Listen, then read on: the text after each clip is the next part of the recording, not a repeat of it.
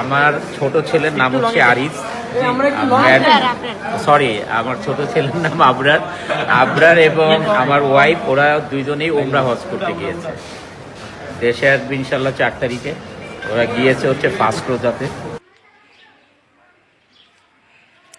এই যে আমাদের অনন্ত জ্বলন্ত জীবন্ত অলি ভাই, হ্যাঁ, উনি প্রত্যেক বছরে রমজান মাস আসলেই আমাদের একটা করে বিনোদন দেয়।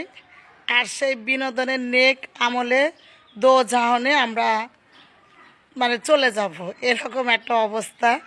গত বছর উনি বিনোদন দিয়েছিলেন, হ্যাঁ, কেক কাটার পরে রোজা রেখে, ও আচ্ছা, আমি তো রোজা রেখেছি।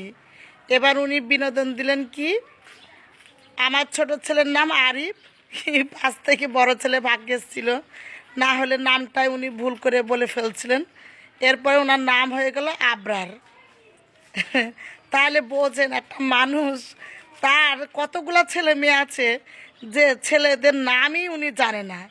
এই হচ্ছে লোক দেখানো ভালোবাসা। মিডিয়া জগতে আসে স্বামী স্ত্রী দুজনা, যে না কাহিনী করে, শুধু স্বামী স্ত্রী দুজনকে ভালোবাসলে হবে, ছেলেদেরও তো ভালোবাসতে হবে। ছেলেদের এমন বাসে এরা যে ছেলেদের নামই জানে না।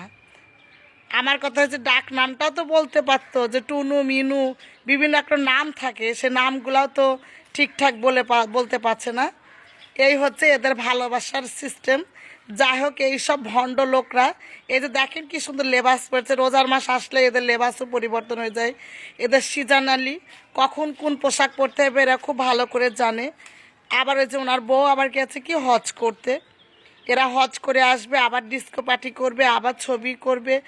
এদের সিস্টেম দেখলে মানুষে মনে করে যে অনেক কিছু, আসলে আসলে এরা এরা আসলে লেবাস পার্টি। এরা হচ্ছে মাসে মাসে এরা পরিবর্তন করে, এই হচ্ছে এদের অবস্থা। তো যাই হোক, এই ধরনের মানুষদের আপনারা অনুশীলন না করে বা এদের ফলো না করে আপনারা আপনাদের মতো নিজেদের মতো করে সুন্দর জীবনটা উপভোগ করুন।